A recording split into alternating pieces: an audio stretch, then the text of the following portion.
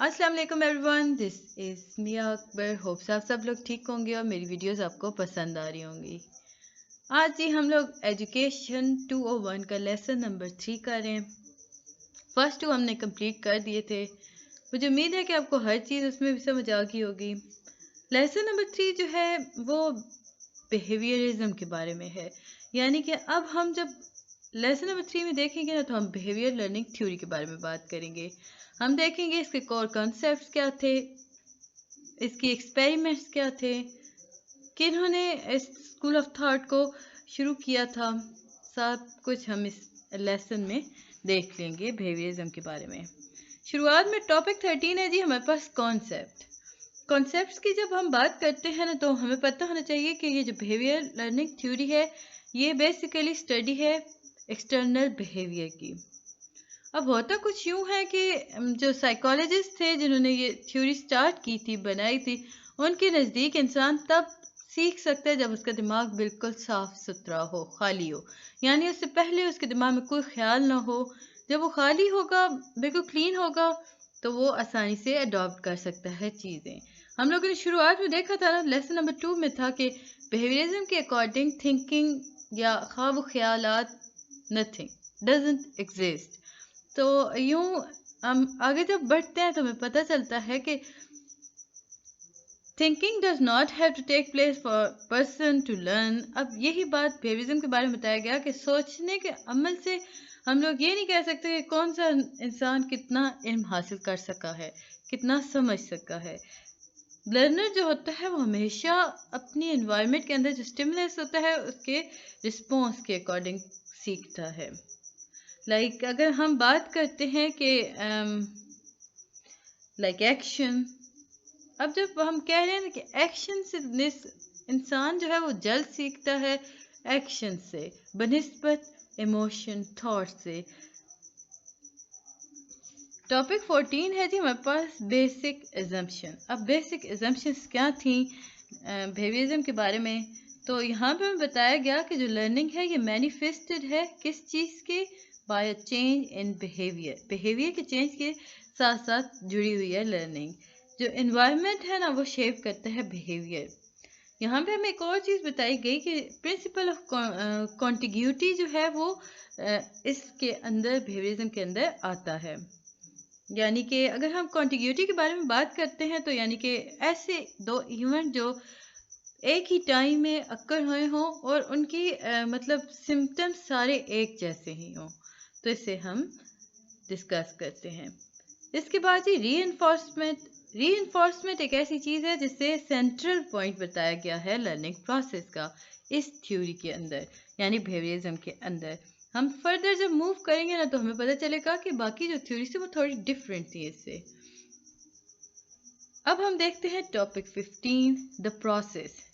अगर हम बिहेवियरिज्म के बारे में बात करते हैं ना, तो लर्निंग जो है वो it is acquisition of new behaviour through conditioning.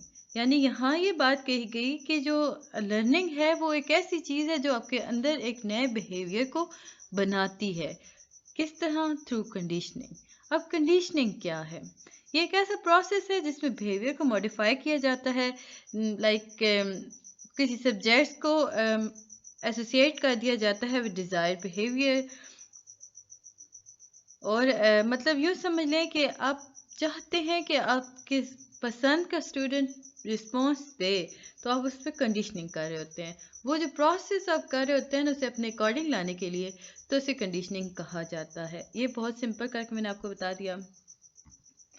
ये जो रिस्पॉन्सेज होते हैं ये मोर फ्रिक्वेंट होते हैं, मोर प्रिडिक्टेबल होते हैं जब वो रीइंफोर्समेंट के अकॉर्डिंग आता है। आगे चल के हम पढ़ेंगे रीइंफोर्समेंट है क्या। रीइंफोर्समेंट बेसिकली दो चीज़ों पे होता है, रिवार्ड और पनिशमेंट पर काम कर रहा होता है। ये वो प्रोसेस होता है जिसके थ्रू सिखाया जा रहा होता है। अभी फ़िलहाल हम कंडीशनिंग के बारे में बात कर रहे हैं, तो अभी देखते हैं कि कंडीशनिंग की कितनी टाइप्स हैं। अगर आपके पास क्वेश्चन आता है जी कितनी टाइप्स है कंडीशनिंग की, तो याद रखें सिंपल सिर्फ और सिर्फ दो टाइप्स होती हैं। फर्स्ट वन है क्लासिकल कंडीशनिंग, सेकंड वन है ऑपेरेंट कंडीशनिंग। बहुत आसान अगर मैं कह दूं तो मैं कहूँगी कि बिहेवियरिज्म रूट है, तो इसके सब रूट्स जो या सब स्टेम्स जो हैं वो हमारे पास क्लासिकल ऑपेरेंट आ जाती हैं।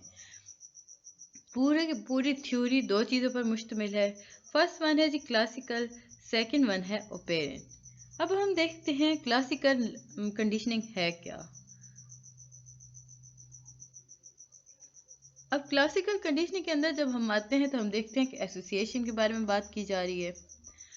जब हम नेचुरल रिफ्लेक्सेस की बात करते हैं ना तो हमें पता चलता है कि ये नेचुरल जो रिफ्लेक्स होते हैं ना ये बनते हैं in response to the stimulus. Stimulus के रिस्पॉन्स के अकॉर्डिंग काम करते हैं, ये बनते हैं। अब स्टिमुलस जो है लाइक ये कैसा है, प्लेस है जहाँ पे न्यूट्रल स्टिमुलस हमें अलाउ करता है कि जो कुछ हम लोग मतलब इन टाइम हो रहा है वो हमारे प्रोसेस करता है और ये हमारे अंदर नेचुरल रिफ्लेक्स को इवोक कर देता है। यानी कि एक ऐसा इंसिडेंट जिससे हमने देखा, उससे जब हम लोग देखते हैं तो हमारे न्यूट्रल जो स्टिमुलस होता है वो हमें अलाउ कर रहा होता है कि इस टाइम पे जो चीज़ हो रही है फ़ौरन से वो हमारे न्यूट्रल को या नेचुरल रिफ्लेक्स को इवोक कर देगा। अब जिसकी वजह से जो रिस्पॉन्स आना शुरू हो जाएंगे, ये जो रिस्पॉन्सेज होते हैं ना ये इनवॉलेंटरी होते हैं। याद रखिएगा जितने भी रिस्पॉन्सेज हमारे आ रहे होते हैं ये इनवॉलेंटरी होते हैं। ये अकॉर्डिंग टू हम बिहेवियरिज्म के बारे में बात कर रहे हैं। आइवन पेवलोव थे जी, इन्होंने क्लासिकल कंडीशनिंग को डिस्कवर किया था 1849 से 1936 तक थे। उन्होंने अपनी रिसर्च डाइजेस्टिक रिसर्च थी, ये ऐसी रिसर्च थी ना जो कि डॉग्स पर की गई थी। इन्होंने नोट किया था कि मतलब इन्होंने नोटिस किया था ना कि जो डॉग है ना वो जब खाने को सोचते हैं ना या उन्हें खुशबू आती है तो वो सेलिब्रेट करते हैं, यानी कि उनके मुंह में पानी आना शुरू हो जाता है। This led him to another very important study. इस पर फिर उन्होंने मज़ीद स्टडी की थी। अब हम देखते हैं कि पेवलोव की स्टडी बेसिकली की थी क्या। ये देखिए जी, ये फर्स्ट टाइम था ना बिफोर कंडीशनिंग फूड आया, सेलिब्रेशंस हुई। सेकंड पे उसने बेल दी कि उसने कहा बेल बजेगी ना तो कुत्ते को पता होगा खाना आ रहा है, बट कोई रिस्पॉन्स नहीं आया। ये बिफोर कंडीशनिंग की बात की जा रही थी। फिर जब ड्यूरिंग कंडीशनिंग की गई बेल प्लस मतलब उसे खाना दिया गया तो उसने सेलिब्रेट किया। फिर जी आफ्टर कंडीशनिंग जब कंडीशनिंग हो गई तो क्या हुआ कि बेल तो बजी, बेल कुत्ते के सामने आती गई, कुत्ता सेलिब्रेशन स्टार्ट कर दी उसने करना। ये बात जी यहाँ पे हमें आके बताई जा रही है, बट हम अब डिटेल में देख लेते हैं इसे। पेवलोव जो थे 1902 में उन्होंने काम स्टार्ट किया अपना इस आइडिया को कि from the idea that there are something that a dog does not need to learn. उन्होंने इस आइडिया से सोचा ना कि कुछ ऐसी चीज़ें हैं जो कुत्ते कभी भी नहीं समझ सकते। इस बात को लेकर उन्होंने एक्सपेरिमेंट स्टार्ट किया। फॉर एग्जाम्पल उनके नज़दीक था कि डॉग्स जो हैं उन्होंने कहीं से पढ़ा नहीं है कि जब भी खाना आएगा ना तो वो सेलिब्रेट करेंगे। ये इनका रिफ्लेक्स था, नेचुरल रिफ्लेक्स था, जो को हम लोग ऊपर बात कर चुके हैं ना कि न्यूट्रल स्टिमुलस होता है वो रिस्पॉन्स देता है, वो अवोक होता है तो वो हमारे नेचुरल रिफ्लेक्स को अवोक कर देता है। तो ये जो रिफ्लेक्स था ना इससे उन्होंने कहा हार्ड वायर्ड, ये कुत्तों के अंदर ना मतलब पहले से मौजूद होता है।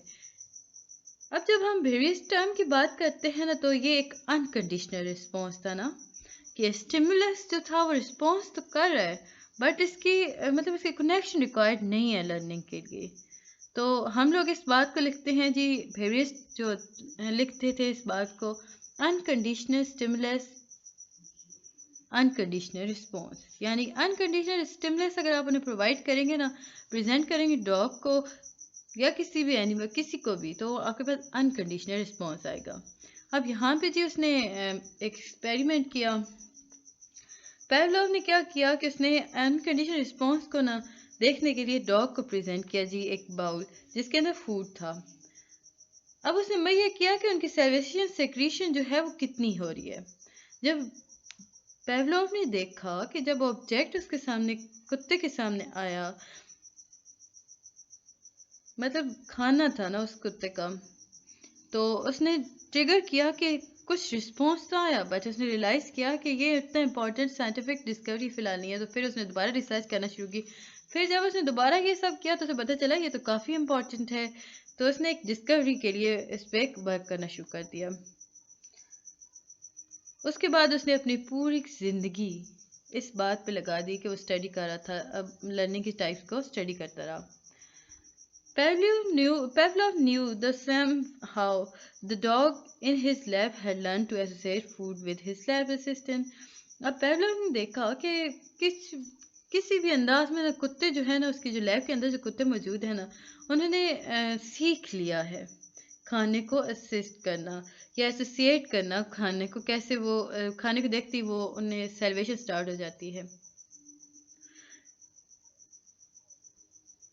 अब उसने जब ये सब देखा ना, अब लैब असिस्टेंट की मदद से ये सब हो रहा था, उसने जब ये सब देखा तो उससे अंदाजा हुआ कि कुत्ते एक वक्त ऐसा था जब उनके पास ऐसा कोई चीज़ नहीं थी। उन्हें नहीं पता था कि खाने का अगर बेल बजती है तो भी इसका मतलब खाना होगा। वो तो सिंपल से खाने को देखते तो ही सेलिब्रेट करते, अदरवाइज नहीं करते। फिर जब तजर्बा उसने आगे बढ़ाया, उसने बेल और खाने को मिला दिया, तो बाद में जब बेल बजती थी तो खाना आता था। फिर जब एक वक्त उसने ऐसा टेस्ट किया, उसने बेल बजाई, कुत्ते ने सेलिब्रेशन स्टार्ट कर दी। तो इससे पता चला कि कुत्ता भी सीख सकता है। ये सारी चीज़ यहाँ पे बताई गई है।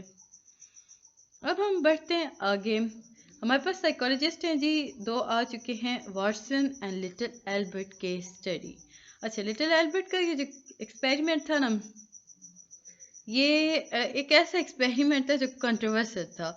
यानी कंट्रोवर्शियल किस तरह था कि ये जो दो थे ना, वाटसन जो था ना, इसने क्या किया था कि ये एक अमेरिकन साइकोलॉजिस्ट था।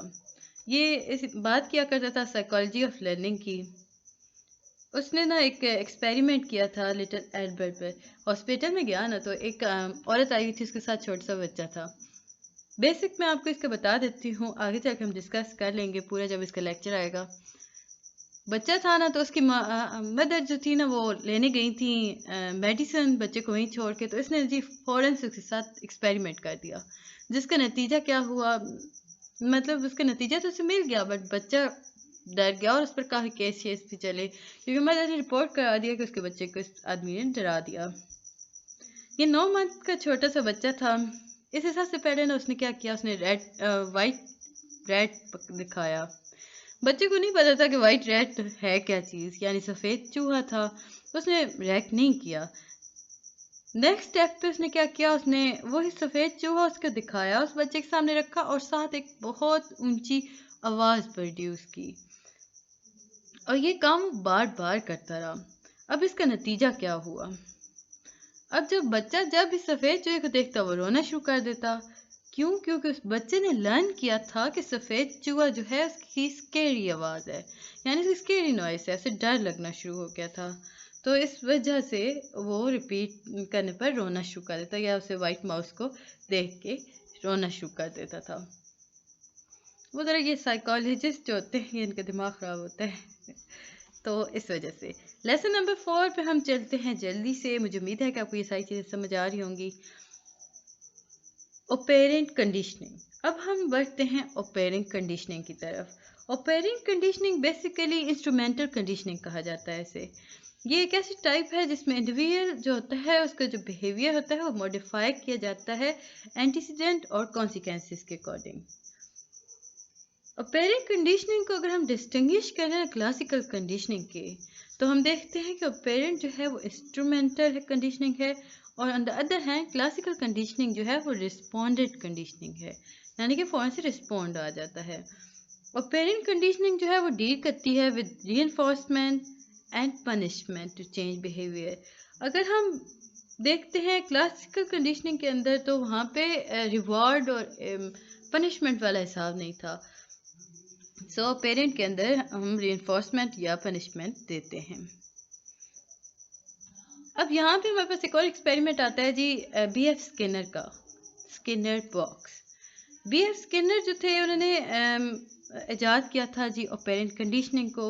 अब उन्होंने क्या किया, उन्होंने जी एक बॉक्स के अंदर एक चूहे को छोड़ दिया, उसे ट्रेन किया कि जब वो बटन प्रेस करेगा ना तो उसे खाना मिलेगा, अगर वो ये नहीं करता तो खाना उसे नहीं मिलेगा।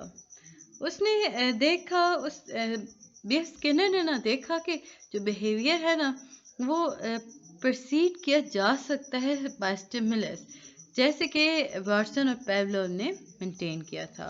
स्किनर जो था उसने देखा, उसे पता चला कि जो बिहेवियर है वो डिपेंड करता है what happen after the response, यानी कि आपके रिस्पॉन्स के बाद क्या होता है उस पर बिहेवियर मुहित होता है। ये देखिए जी, उसने चूहे को छोड़ा, अंदर एक बटन लगाया। अगर चूहा पहले घूमता रहा, अच्छा ये इसका पूरी वो एक स्टोरी थी। चूहा 2 के 3 दिन पहले ऐसे घूमता रहा ना, उसे खाना नहीं मिला, वो बहुत परेशान था। फिर एक दिन उसके दिमाग में आया या किस तरह भी उसने बटन मिस्टेकनली प्रेस कर दिया। अब जब उसने मिस्टेकनली प्रेस किया उसके पास खाना आ गया। चूहा तो बहुत खुश हुआ, उसने खाना खाना शुरू कर दिया। फिर अगेन उसने प्रेस किया, फिर खाना आया। अब चूहे को आइडिया हो गया था कि मैं ये बटन प्रेस करूंगा तो खाना आएगा, अदरवाइज नहीं। तो उसने वो सीख लिया ना।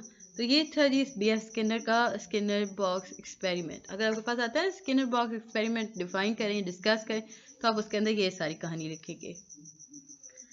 अब जी हम टॉपिक 21 में जाते हैं, तो हमारे पास आता है जी एडवर्ड थर्नडाइक। इन्होंने लॉ दिया था, लॉ ऑफ अफेक्ट्स। थर्नडाइक जो थे इन्होंने फाउंडेशन रिसर्च की थी। उन्होंने बताया था कि कैसे consequences of behaviour such as reward affect our future choices. यानी कि उन्होंने जब ये सारा कुछ देखा ना, तो ये रिसर्च चल रही थी, एक्सपेरिमेंट हो रहे थे। थर्नडाइक ने बताया कि देखिए जी, जब आप एक्सपेरिमेंट करते हैं ना, तो आपकी जो फ्यूचर चॉइसेस होती हैं वो अफेक्ट करती हैं। तो वो कौन से महरक़ात थे, कॉन्सिक्वेंसेज थे जो आपके बिहेवियर को अफेक्ट करते हैं, उन्होंने इस लॉ के अंदर बताया। अब उन्होंने क्या किया ना, उन्होंने जी वुडन पजल बॉक्स बनाया, उसके अंदर एक बिल्ली को छोड़ दिया। अब जब और बाहर उसके खाना रख दिया। अब हुआ कुछ यूं कि बिल्ली जो है, उसने जब खाना देखा कि बाहर तो खाना है, तो उसने उसकी तरफ जाने के लिए काम करना शुरू कर दिया। यानी कि उसने पंजे मारना शुरू कर दिए होंगे, समहाउ कोई तरीका उसने अपनाया। इस तरह आहिस्ता आहिस्ता ये हुआ कि उसने अंदर बहुत सारे लेवर्स भी लगा रखे थे ना।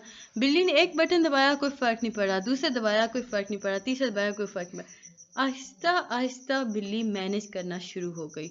जिन बटन को वो प्रेस कर चुकी थी उन्हें नहीं किया, लेकिन जो रह गए थे उनमें से उसे पता चला कि एक करेक्ट पजल है, ये करेक्ट लीवर है, करेक्ट बटन है। उसने उसे प्रेस किया, तो कंक्लूजन उसके पास क्या आया? जैसे ही उसे प्रेस किया उसके पास फिश आ गई। She was happy. तो इसका नतीजा क्या निकला? इसका मतलब ये निकला कि जितनी भी लर्निंग्स है ना, ये इन्वॉल्व करती हैं फॉर्मेशन ऑफ कनेक्शन को। तो ये उसने लॉ ऑफ अफेक्ट्स दिया था। जितने बिहेवियर हैं जो कि फॉलोड किए जाते हैं प्लेजेंट कॉन्सिक्वेंसेस के, ये बार बार रिपीट। अच्छा, इस्लाम में उसने कहा था कि जब आप कॉन्सिक्वेंसेस अच्छे दे रहे होते हैं ना, तो उसके नतीजे में जो बिहेवियर होता है वो बार बार रिपीट हो जाता है, लाइक रिवॉर्ड है। अब जब बिल्ली एक बटन को प्रेस कर रही थी, उसे खाना नहीं मिला था, उसने दोबारा उस बटन को प्रेस करना का सोचा भी नहीं। लेकिन जैसे ही उसने राइट बटन को प्रेस किया, खाना मिला, तो वो बार बार उसे रिपीट करती गई। तो इस्लाम में हमें यही बात बताई गई थी। इससे बिहेवियर मॉडिफिकेशन भी हो जाती है। इसके बाद ही हम देख लेते हैं टॉपिक 22 है जी classical versus operating conditioning. Classical जो है वो रियलाइज करता है जी ऑन स्टिमुलस टू लर्न, और पेरेंट क्या करता है, ये कॉन्सिक्वेंसेस के बारे में बात कर रहा होता है। क्लासिकल जो है ये नेचर स्टिमुलाई है, ये नेचुरली होता है, इसमें हम ट्रिगर करते हैं रिस्पॉन्सेस को। ऑन द अदर हैंड जो ऑपरेंट होता है, इसके अंदर हम रिक्वायर करते हैं जी यूज़ ऑफ रीइंफोर्समेंट या पनिशमेंट। अच्छा, आगे बढ़ने से पहले काइंडली मेरे चैनल को लाइक और सब्सक्राइब कर दें। जो लोग नए आए हैं प्लीज़ सब्सक्राइब कर दें और बेल आइकन को भी प्रेस कर दें। और बाकी जितने भी देख रहे हैं अपने दोस्तों के साथ भी मेरे चैनल को शेयर कीजिएगा और उन्हें बताइएगा कि मेरे चैनल को वो भी सब्सक्राइब कर दें। वीडियो पसंद आती है तो कमेंट भी कीजिएगा। लाइक और डिसलाइक के बटन को प्लीज़ प्रेस कर दिया करें। अगर नहीं पसंद आ रही तो डिसलाइक कर दिया, फिर कुछ किया करें ताकि मुझे पता चल सके, मैं इसे इम्प्रूव कर सकूँ। अभी हम बात कर रहे हैं क्लासिकल की, तो हम देखते हैं कि जो इसमें आता है कि जो लर्निंग है वो पनिशमेंट की वजह से नहीं हासिल होती। ये क्लासिकल कंडीशनिंग के अंदर है। On the other hand apparent के अंदर पनिशमेंट होती है, यानी कि आप पनिश करेंगे तो बच्चा सीखेगा। या यूँ कह ले कि वो नहीं, वो एक आजकल चल रहा होता है मार नहीं प्यार, वो स्कूल में आ रहा होता है कि मारना नहीं है प्यार करना है। अब जो मारना है ना वो पेरेंट है, प्यार करना जो है वो क्लासिकल है। तो इसके अकॉर्डिंग आप पॉइंट्स लिख सकते हैं। पैसिव जो होता है, मतलब अगर मैं कहूँ ना कि क्लासिकल के अंदर इनवॉलंटरी रिस्पॉन्स होते हैं, ये पैसिव लर्निंग होती है। ऑन द अदर हैंड अगर पेरेंट की अगर हम बात करते हैं तो इसमें वॉलंटरी रिस्पॉन्स आते हैं और ये एक्टिव होती है। टॉपिक 23 है जी बिहेवियरिज्म के। अगर हम क्लास के बारे में बात करते हैं तो टीचर के पर्सपेक्टिव के अकॉर्डिंग क्या होगा। रिवार्ड सिस्टम होना चाहिए, पॉजिटिव रीइंफोर्समेंट होनी चाहिए, टीचर को पता होना चाहिए कि कॉन्सिक्वेंसेस क्या है नेगेटिव बिहेवियर के, और वो स्टूडेंट्स को बता दे कि आपका अगर बिहेवियर नेगेटिव होता है तो आपको ये कॉन्सिक्वेंसेस फेस करने पड़ेंगे। स्टूडेंट पर्सपेक्टिव की अगर हम बात करते हैं तो ये मोटिवेट करता है सीखने के अमल को।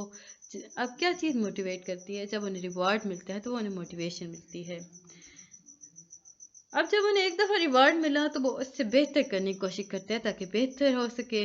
क्रिटिसिज्म और स्ट्रेंथ के बारे में बताया जाता है। बच्चे को पता होना चाहिए किस चीज़ पे अगर वो गलत करता है तो क्रिटिसाइज उससे मिलेगी, किया जाएगा। और इसके बाद ही हम लोग एक और देख लेते हैं कि one dimensional approach to understand human behaviour. एक डायमेंशनल अप्रोच है कि ह्यूमन बिहेवियर के हम बारे में बात करते हैं। अब जब मैंने आपको बताया ना कि क्रिटिसिज्म क्या है या स्ट्रेंथ के बारे में हमने कहा कि स्टूडेंट्स को करनी चाहिए, पर्सपेक्टिव था ना।